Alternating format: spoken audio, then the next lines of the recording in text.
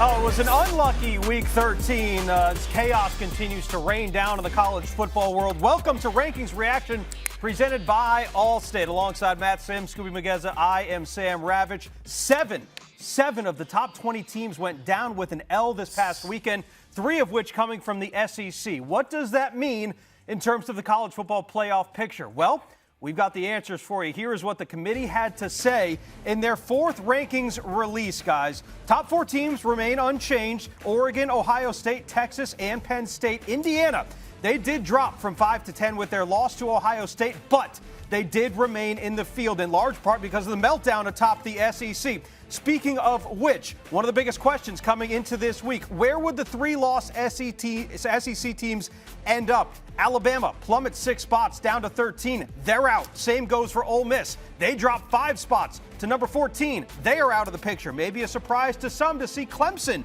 as the first team out, ranked 12th, but they cede that last spot to the 5th highest ranked conference champion, which as it stands today is Arizona State, out of the Big 12. A reminder, these are not projections. These are just what things look like right now in terms of who is kind of in the driver's seat. So with all of that information, let's start with chronologically what happened on Saturday. Indiana losing to Ohio State. For about 2 hours there, Indiana was not going to be in the playoff. And then all of the chaos ensued, and they found themselves in the playoff picture. But I ask you, Maddie, because you played at the highest level, is Indiana one of the 12 best teams in the sport right now? When I watch them play, they're a great story. I don't see them as one of the top 12 teams in the country at the moment, but they do have a great story about them as far as just it's like James J. Braddock. It's the Rocky Balboa of the world. It's the Cinderella story that I think we all feel good about. Hey, I mean, Cignetti, he might as well be Gene Hackman, and this is Hoosiers all over again.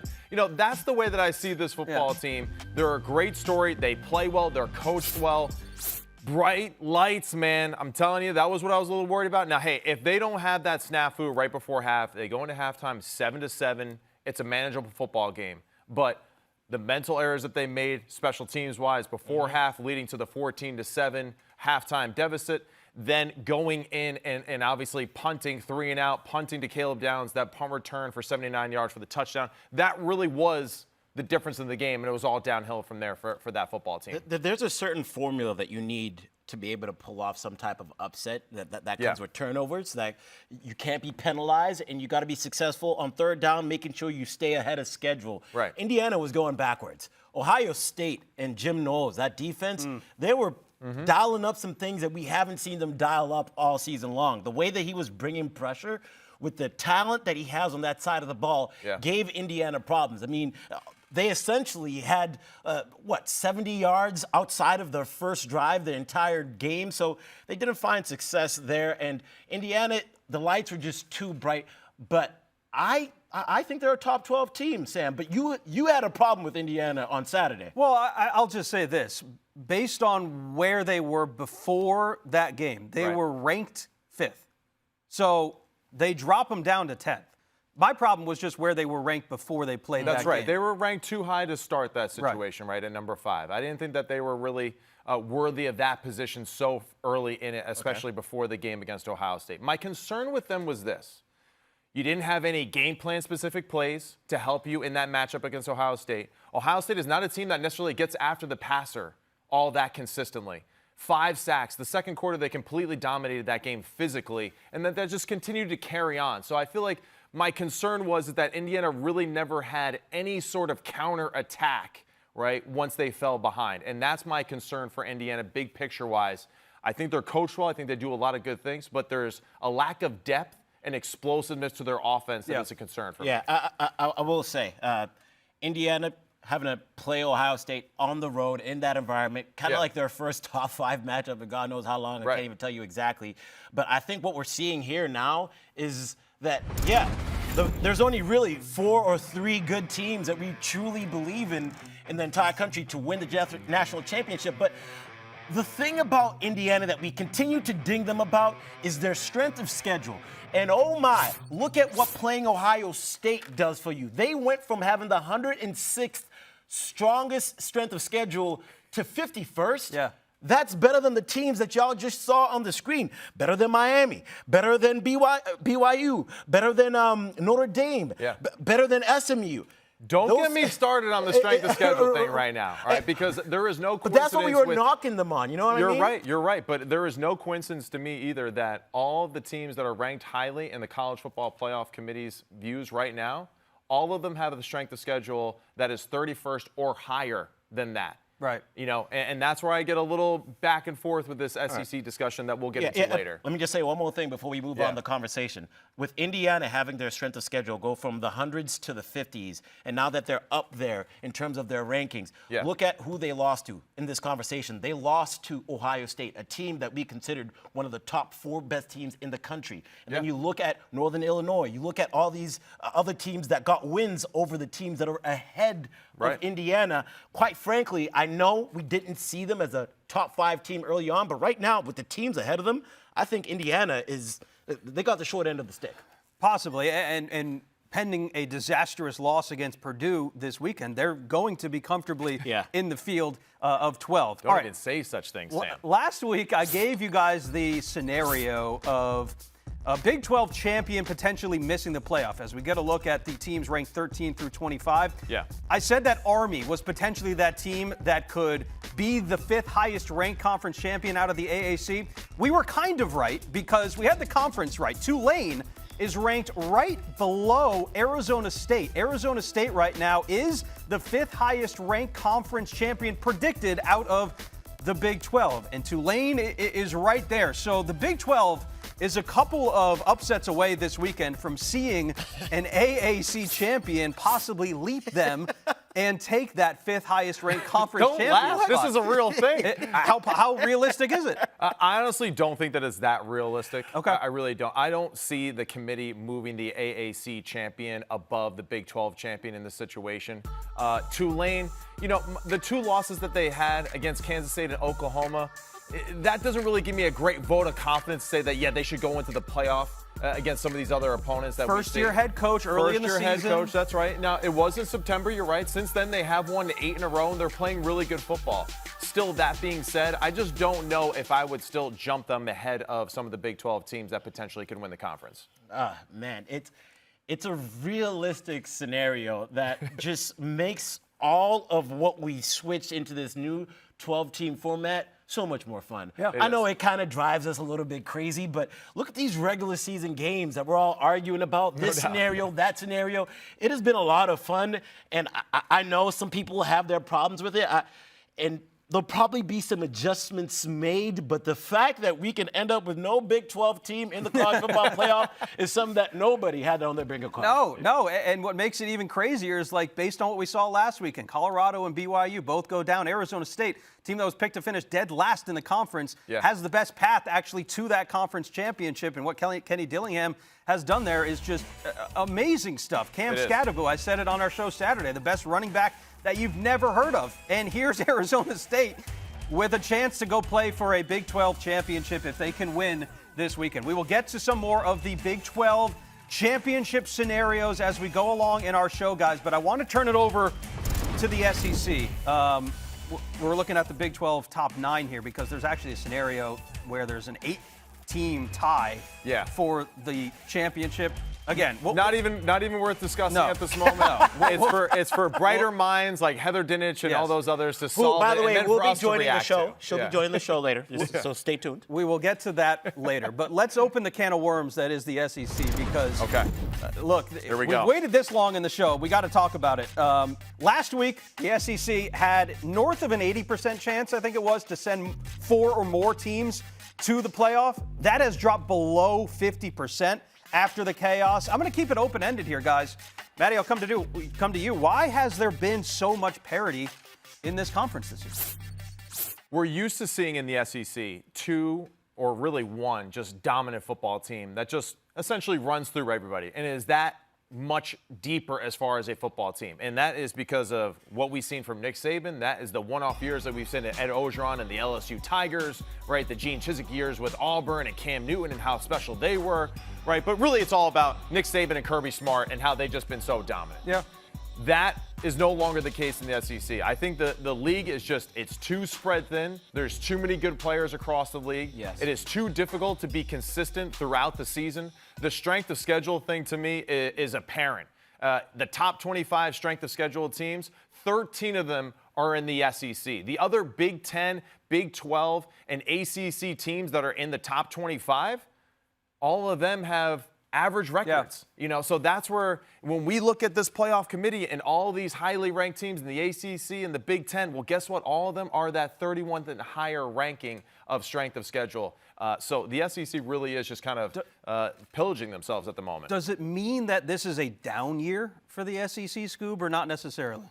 I think the SEC just opened up a can of whoop ass on itself. That's really what it is when you look at it. No doubt. And to Matt's point of it being spread thin, I said this on Saturday. I think with the way that college football has gone, with NIL, with the transfer portal, For sure. teams don't have as much depth as they did before. The Right. veteran guys are going to play on other teams. Indiana, Colorado, what do they do in the transfer portal? They all brought in veteran guys, and I think everyone else is just playing better football because the talent isn't all stacked up on one roster, Right. which has led to more parity within the SEC, and I think it's just been a lot of fun to watch. There is no 2020 Alabama. There's Nope. no 2019 LSU. To your point, like, it just doesn't feel like there is an elite team. But I'll give you the argument against the SEC right now because I think there is one to be made.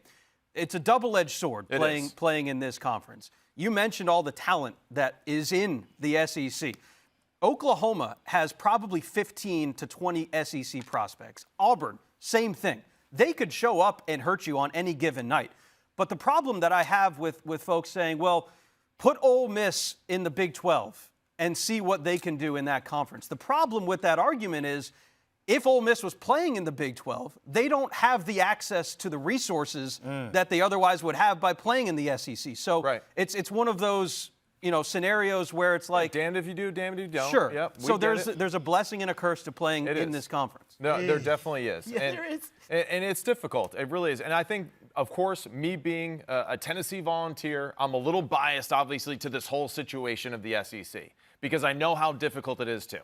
And I know that I was actually on one of the teams that was on the bottom of the barrel of that league. And, we were in an opportunity where we almost beat a LSU in a game. It's a perfect example. And they were a team that was way more talented than they were. But that day, we were like the little Giants. We had that one chance. All right. But still, I respect this conference so much.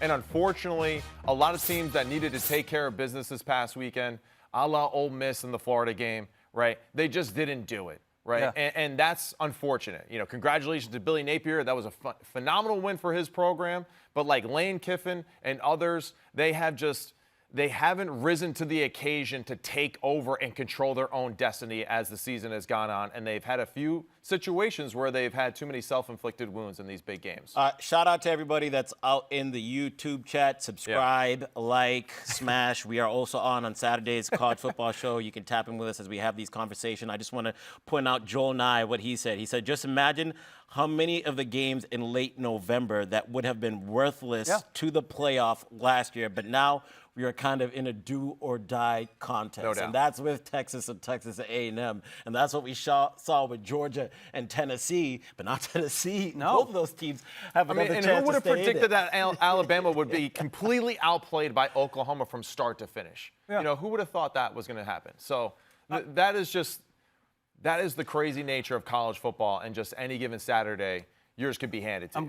I'm glad you bring up the 3-loss team in Alabama because that also is a conversation that really started before this season even began was, will a 3-loss team get into the playoff? Right. Well, here we are. Here's the example. Yes. Alabama sitting with 3 losses. Ole Miss as well is right there. Texas A&M has 3 losses, 2 of them in conference play. Right. So is there a 3-loss team that can get in? If so, who has the best path?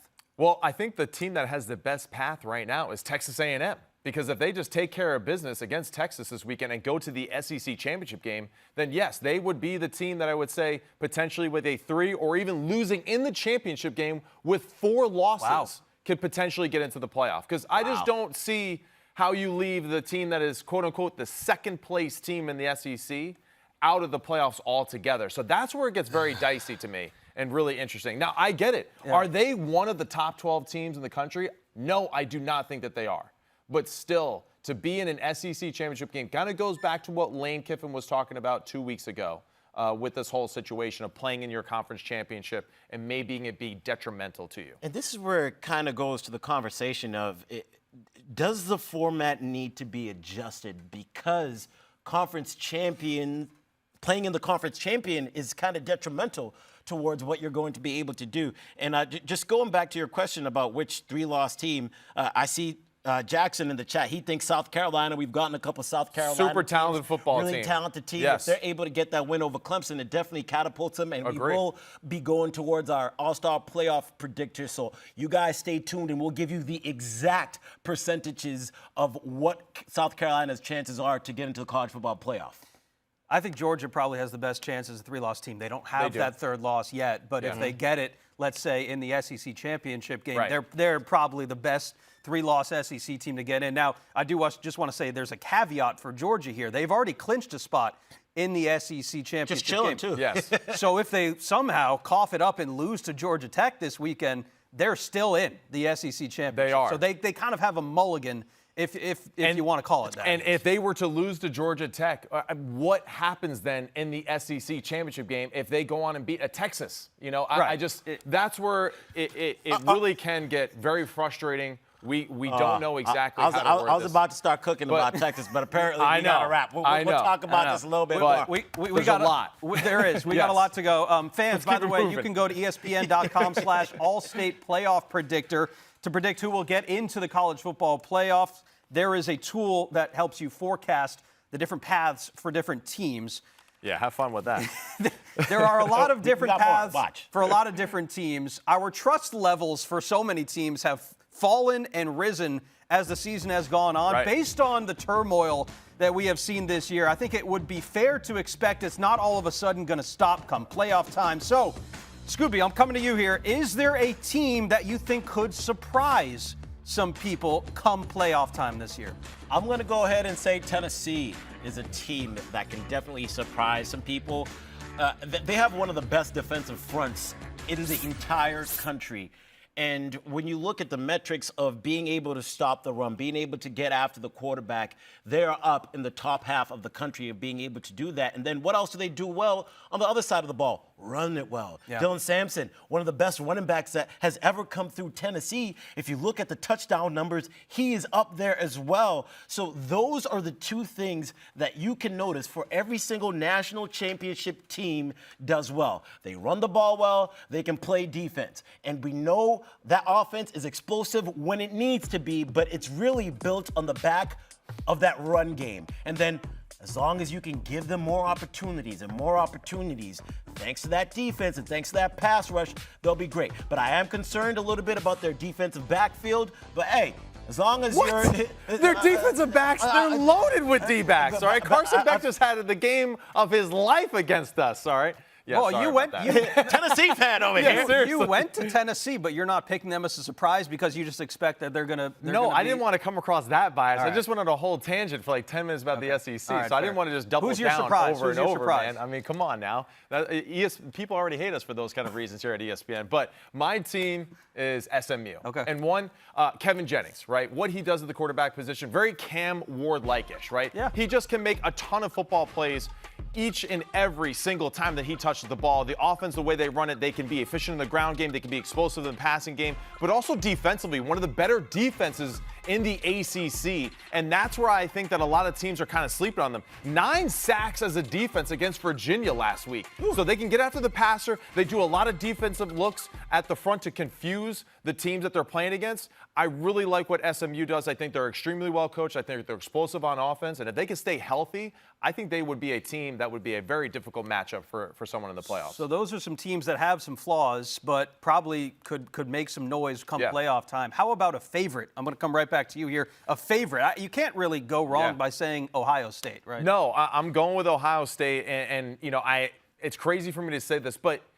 they give me the same vibe that Michigan did a year ago. Even though I wasn't like a huge fan of either team, right, as far as just me personally, right, and again, my SEC bias pouring through, but just they seem to be a team that is just destined, right, for this. They really believe themselves that way. Will Howard, say what you want. He played phenomenal against Indiana. The one issue he had with the turnover there on the 3rd and 15 where he tried to force it in there, Pons made a fantastic play on the ball. Other than that, though, efficient football. They can run the football well. They're tough.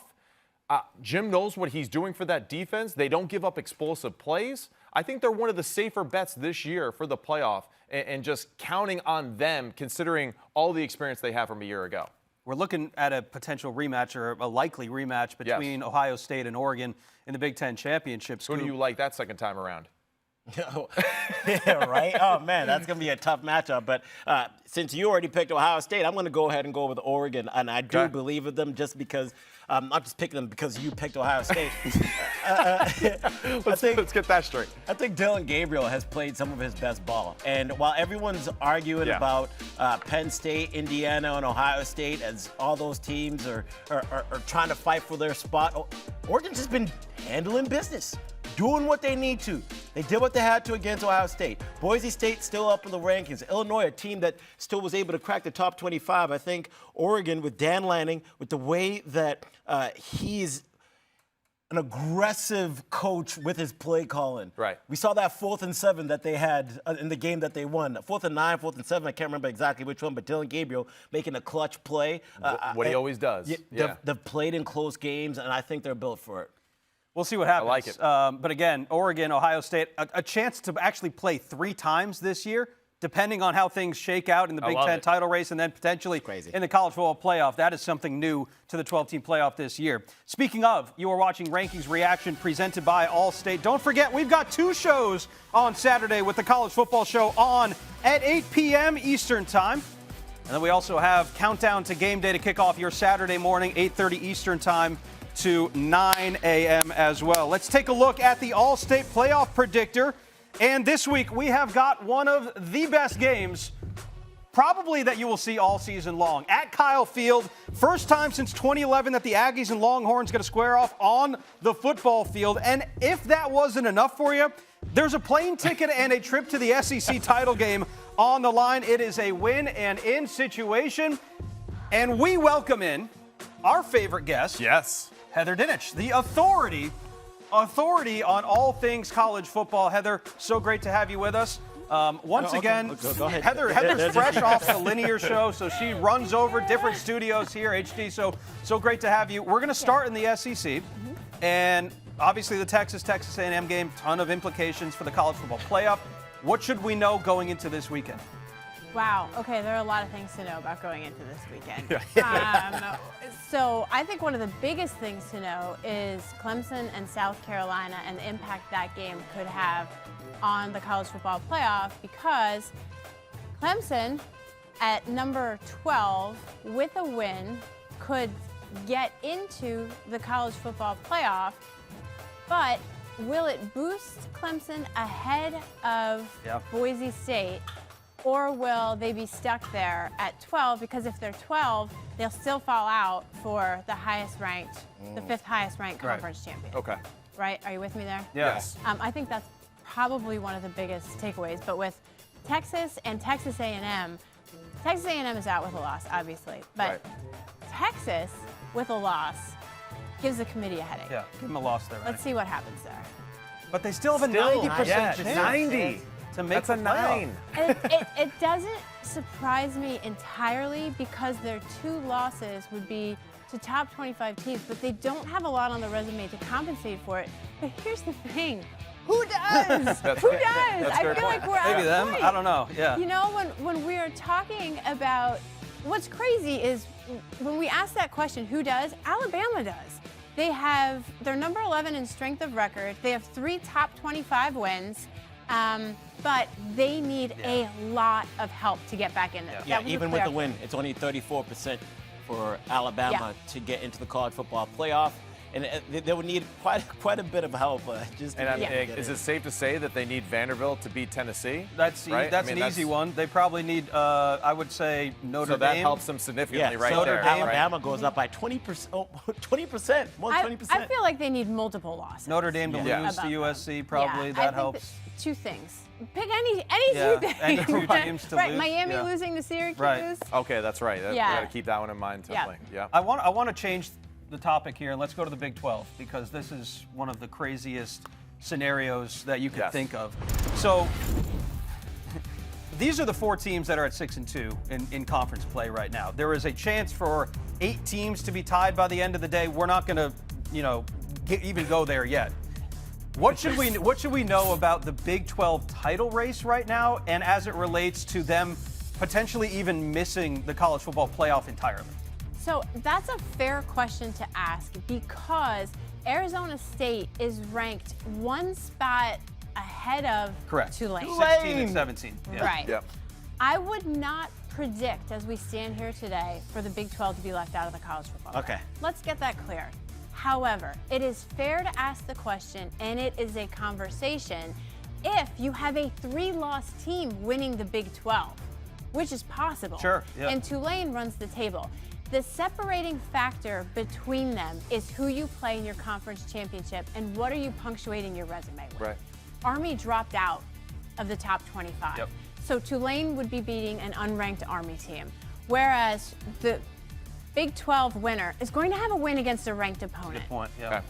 That's why I think that could help them and eliminate the possibility. But people need to know that it's the 5 highest ranked conference champions, period. That's it. It's not the Power 4 and a group of 5. It's the 5 best highest ranked conference champions. Wow. We've had the conversation over and over again about how Colorado can get in, and Colorado would need two of these three teams, all right, to lose for them to have a chance to play in the conference championship game. So we go ahead and show you guys the percentage. All right, bring us back, Sam. You got it. Let's say, so they got to win. Get a win. And then they need a loss and any loss here, right? That gets them in. So they need two of the 3 to lose to get into the title game. And Colorado is the 25th ranked team. Is that? They were 16th last week. We got to update these. Okay, so. yep. Colorado, I think, is number 25. Correct, yeah. Guys, the 25th ranked team, the day before the final week of the regular season, is in the conversation for the college football playoff. Right. I mean, if that doesn't blow your mind, that's a great like, point. welcome to the college football playoff. Yeah, the 12-team. And that's the beauty of the switch-up this year, amazing. which makes it so fun. I mean, people have their problems with this new format, but I think it's just made the regular season all the way until the end much more interesting. Now, another conference that is a topic of conversation is Clemson. So what is our thoughts on Clemson, SMU, and Miami having a chance to get in? Let's say Miami takes care of business. All right, 99 going, right? But if South Carolina wins, doesn't matter, right? It's still SMU, right? The key will be if Miami loses in this one. Then they're in. But to your point earlier, HD, is this a de facto almost playoff game between Clemson and South Carolina this weekend? Well, South Carolina, to me, needs more than a Clemson win because they're stuck behind 2 teams that they lost to. Okay. It's hard for my brain is mush right now. But they're ranked behind both teams that they lost to. So if South Carolina beats Clemson, they still need help. Yeah. Clemson is in a much better position. But that being said, one thing to watch this week is the common opponent, Georgia Tech, with Georgia and Miami. They could flip if Georgia beats Georgia Tech soundly, because right now they're ranked below Miami. Does it matter? It could matter to the seeding, and it could also matter if Miami does lose that game. Does it hurt their chances as the ACC runner-up? Strength of schedule was a huge metric that we're using, but then now it's kind of not really a metric. Well, I mean, as Ryan Day said after the game against Indiana, leave no doubt. And I would say that's for Kirby Smart, the same thing. Leave no doubt. And that's where, unfortunately, Georgia Tech, if they are beating them, you're going to be like, all right, hey, we're not slowing down. We're going to put it on them. We're going to make it an impressive victory just to show that difference as far as who they are compared to the ACC. Do you see this format changing at all in the future as it relates to conference champions and all that? Yes, and I don't know how, but I just have this feeling that after they review this, somehow they're going to tweak it. I mean, the commissioners are in charge of this, but I know in talking to some of them that they truly want to see how this plays out and wait till selection day before making any knee-jerk reactions. So this is fluid, y'all. It's fluid. That's what it is. It's the divisions. Maddie, do me a favor. Go grab us. We have a little special present for our good friend, over Heather here? Dinich. What? It is somewhere around here. Somewhere over here. So, Heather, you have done so much work. She is the queen of Hear football. ye! Hear ye! Hear ye! Oh We my all God. kneel down to the great HD. Do a little wave. Do a little wave. There we go. Heather, by the way, for those Tis of you, the queen. for those of you who do not know, Heather is up before the sun comes up. Okay. She goes to There we bed go. long after the sun goes down. She does so much work for the College Football Playoff, and here she is joining us on the college football. It's so great to And the have. day's You not guys are over so yet. cute. Speech. I thought it was going to be a turkey. Next time. This is so cute. Oh my gosh, you guys are the best. Thank you so much. No, This thank is- you for thank you. joining This us. is Thank you really for sweet. joining us. This is really sweet. And you have a new house. I would. How about that? Look at that. For you. Beautiful. Oh For my you, my Yes. queen. Oh, Buckingham Palace. do we have prosecco? Unbelievable. Heather, thank you so much for joining us. We appreciate Thank it. The you, guys. queen of college football. Yes. Right here on Rankings Reaction. Unfortunately, that is it for us. We are out of time. The queen has to go and write some more stuff Write about some the more college stuff. football playoff. Thank you so much for watching Rankings Reaction, presented by Allstate. Have a happy and healthy Thanksgiving, everybody. Happy Thanksgiving, guys. The queen. Here he. Here he. We got to take Let a us take a picture. We gotta picture. take a We have picture. to take a picture.